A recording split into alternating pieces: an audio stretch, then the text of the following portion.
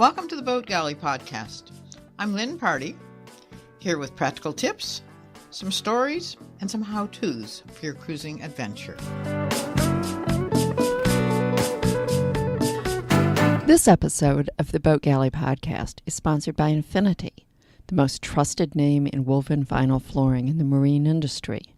Since 2008, Infinity has offered boat owners premier flooring options proven to withstand even the most demanding environments. Each of their products is equipped with UV-stable fade resistance and antimicrobial technology, giving them both durability and style that can't be matched.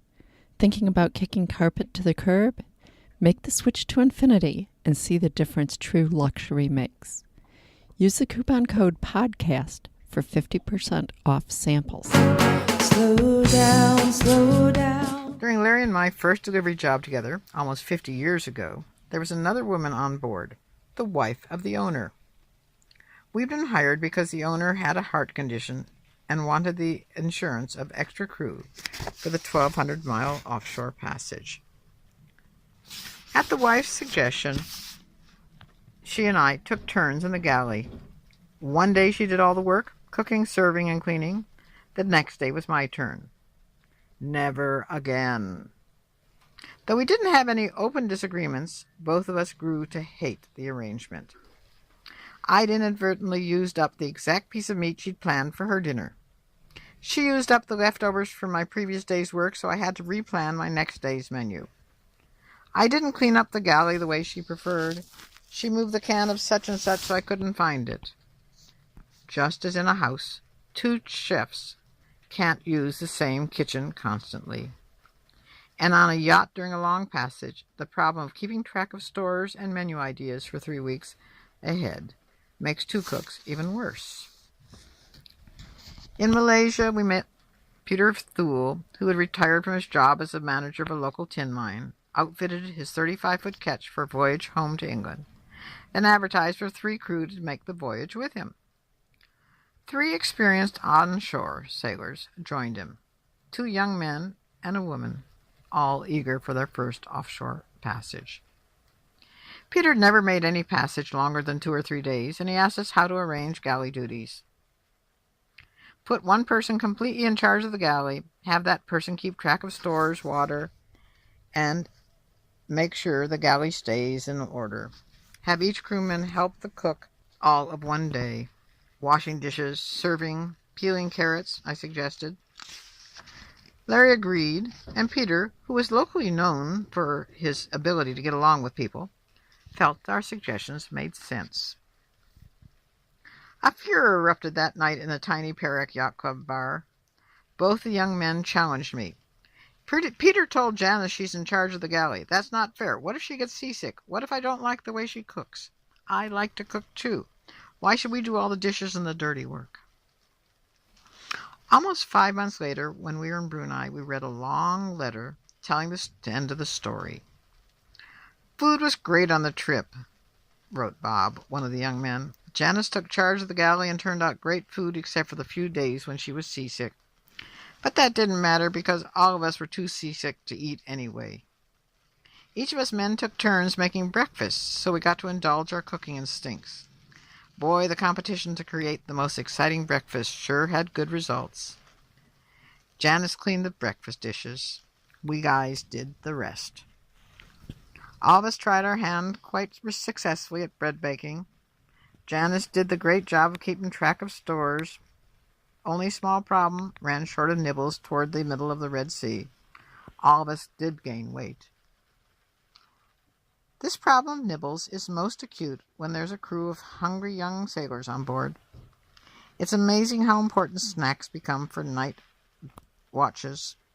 Fresh popcorn, individual candy bars, peanuts, sausage slices, dried fruit or trail mix, potato chips, fruit, cheese, cookies, cake, or pie.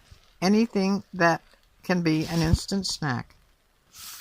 On deliveries or when we sail with crew, we found it best to have a snack box easily available to the man going on watch. I put everything in the box that's available for that particular day without cutting into our stores. But if a snack item is a particular favorite sweet that can disappear into an unconsciously greedy sailor's stomach, leaving the rest of the crew feeling left out, it's best for the cook to give out rations to each person. I say this because of one incident that occurred when we had 2 extra crewmen on a long delivery. We all loved a particular English toffee I'd bought in Gibraltar. I bought an 8-pound sack of it, and it seemed to grow shorter by inches every day. So we decided that 6 toffees per man per day was a fair amount. 3 days later, I handed out rations. Jim was asleep when I did so. I gave Ken Jim's 6 and Ken his own 6, asking him to hand Jim his when watches changed. The next afternoon at cocktail time, Jim asked, "Why didn't we get any toffee today? Run out already?"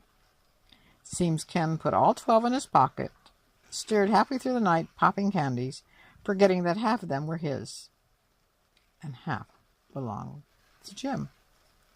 Fortunately, both men had a good sense of humor. This may sound a trifling matter, but at sea, trifling matters can create ego-busting blow-ups. The snack box, or the fair rationing of snack items, is important because it makes clear to the crew what foods are off limits. I've had an uninformed crew eat a 1-pound chunk of cheddar as a snack, thereby ruining prospects for a ham and cheese casserole I'd planned for the evening. I was at fault because I hadn't told him to ask first, nor had I explained what foods were off limits. This was his first long passage, and he was used to rummaging through the kitchen at home. The same crewman taught me another important lesson. We'd picked him up during a 3-day stop in Antigua. One of our original crew had asked if he could jump ship because he'd fallen in love.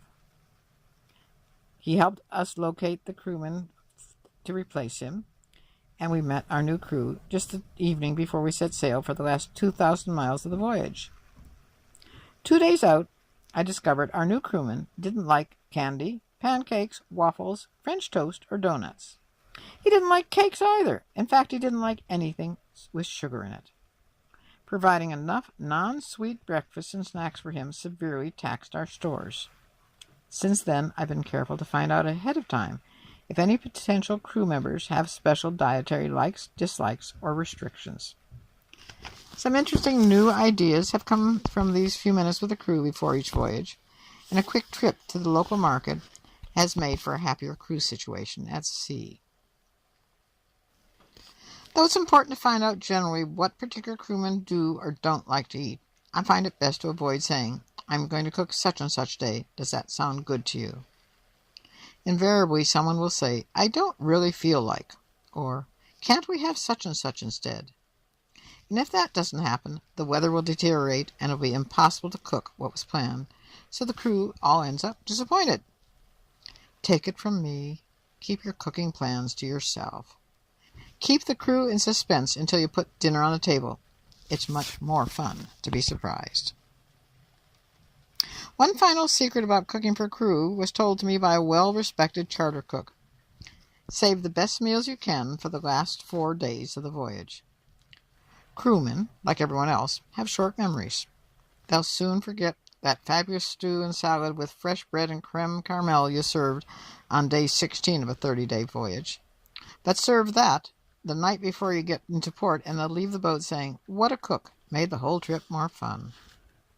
As for the expense of feeding extra crew, on deliveries, we paid for all expenses and found that food cost us between 25 and 33 cents per crew per mile, based on the average prices for visiting in the United States, the Caribbean, New Zealand, and South Africa in the year of 2016 to 2018. For shorter passages, the lower figure seems to apply. For the longer ones, the cost goes up as more canned and packaged provisions are required. This would be a reasonable amount to charge for food if the crew on your boat were sharing expenses.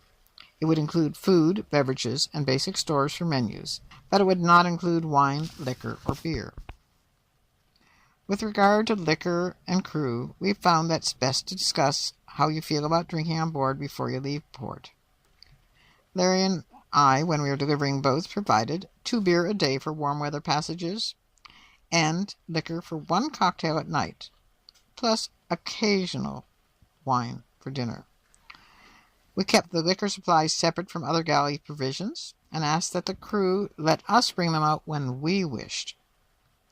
This may seem dictatorial, but when we were delivering another person's boat, we felt it was a very important responsibility, an expensive boat, and crew alertness was important.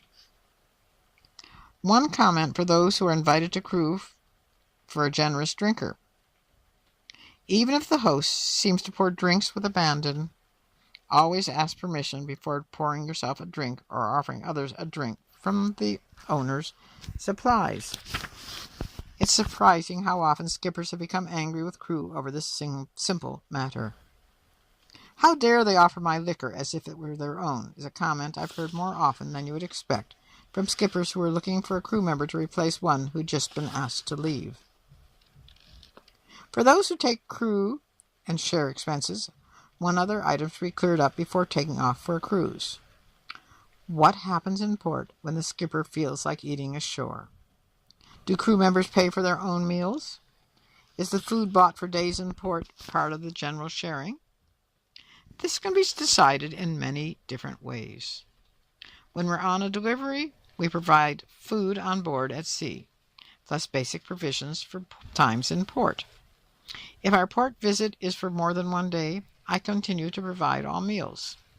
But if it's a one-day stop, we usually give the crew sufficient money for lunch and dinner on shore at an average cafe, and then take a break and eat out by ourselves at the restaurant of our choice. It is definitely harder to cook for a crew than for a husband and wife cruising team. I'd say that one extra crewman adds 1 hour a day to the cook's workload. Shopping for the extra food adds time before your voyage. Most cooks feel obligated to cook slightly fancier meals when there are extra crewmen on board. I would never suggest taking a night off when we're on a delivery. That's one of the many reasons couples seem to make the most lasting cruising and voyaging teams. Thanks for listening. If you like the show, please be sure to subscribe in your podcast app. And reviews are always appreciated.